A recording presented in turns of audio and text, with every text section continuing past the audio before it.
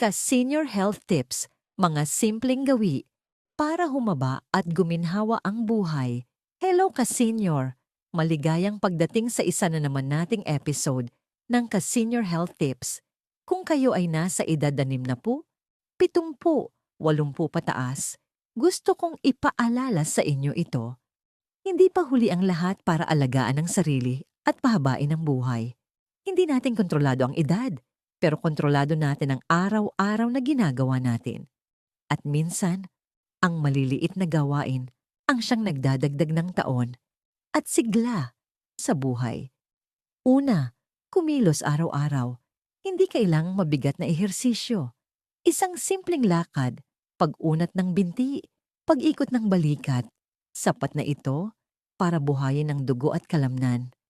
Ang katawan na palaging nakaupo ay mas mabilis tumanda. Ikalawa, kumain ng may tamang sukat. Kumain hanggang sa sapat lang, hindi hanggang sa masikip ang tiyan.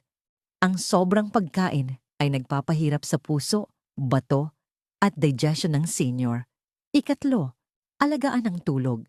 Sa tulog nagkukumpuni ang katawan. Dito bumababa ang stress, gumagaling ang pagod, at lumalakas ang memorya.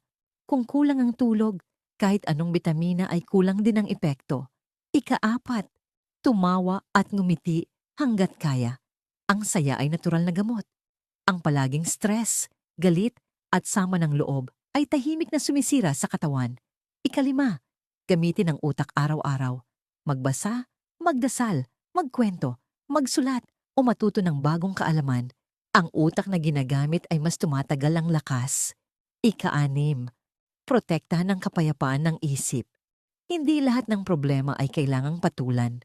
Ang katahimikan ng loob ay proteksyon sa puso at presyon ng dugo.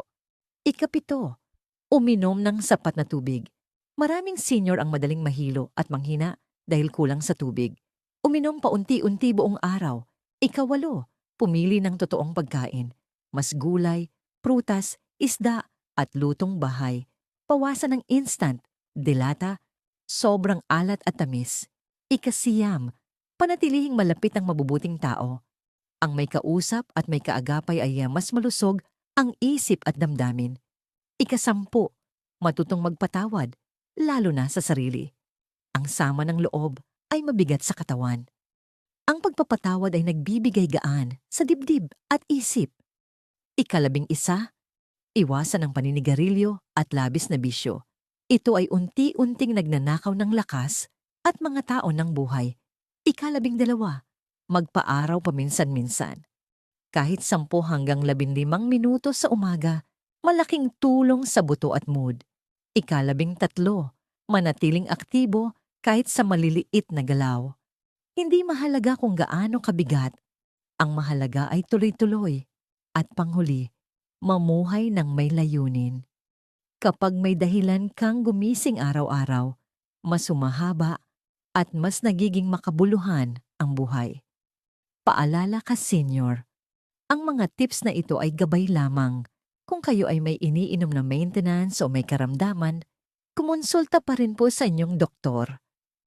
Kung nakatulong po ang video na ito, paki-like para mas marami ang maabot. Mag-subscribe para sa araw-araw na Ka-Senior Health Tips at i-share sa kapwa lolo't lola, kaibigan o kapamilya na gusto ring manatiling malusog. At kung nakaabot po kayo hanggang dito, paki-comment po kung ilang taon na kayo at saang lugar kayo nanonood. Ang inyong kwento ay inspirasyon sa kapwa senior. Hanggang sa muli, ingat po tayo lagi at God bless.